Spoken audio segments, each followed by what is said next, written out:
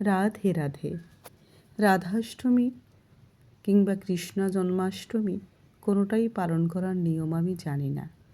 তাই রাধারানীর জন্য একটি গোলাপ আর কৃষ্ণের জন্য এক গোছা তুলসী মঞ্জরি আমি রেখে চন্দন তুলসী দিয়ে পুরো ডালাটিকে সাজিয়ে নিলাম। আর আদিকে স্নান অভিষেক করানোর জন্য আমি একটি পদ্ম এঁকে নিলাম, আর নিয়ে নেব একটি তুলসী পত্র আর একটু ফুল।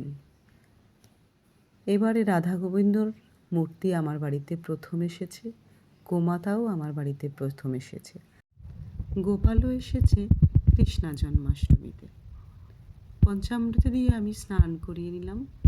স্নান অভিষেক শেষ করার পরে আমি গোলাপ জল আর গঙ্গা জল দিয়ে স্নান করিয়ে এবার আমি পুষ্পাভিষেক করিয়ে নেব। শুনেছি রাধারানী পুষ্পাভিষেক খুব ভীষণ পছন্দ করেন। আর তারপরে আমি আসন পেতে রেখেছি, তার মধ্যে পুষ্প ছড়িয়ে দিয়ে আমার রাধা মাধব, আমার গোপাল গোমাতাকে বসিয়ে চন্দনের ফোঁটা দিয়ে তুলসী পত্র নিবেদন করে আমি আমার রাধা মাধব গোপাল সোনাকে সাজিয়ে নেব। শুনেছি রাধারানীর জুঁই ফুলের মালা খুব পছন্দ। জুঁই ফুল না পায় আমি বেল ফুল দিয়েই রাধারানীর পুজো করব, পুষ্প নিবেদন করব। আর রাধারানীর জন্য একটি গোলাপ আর আমার গোবিন্দর জন্য তুলসী মঞ্জরি নিবেদন করব। ভগবান চায় ভক্তের ভক্তি, তাই আমি ভক্তি দিয়েই এবার আরতি সেরে নেব। হরে কৃষ্ণ কৃষ্ণ কৃষ্ণ হরে হরে, হরে রাম রাম রাম হরে হরে।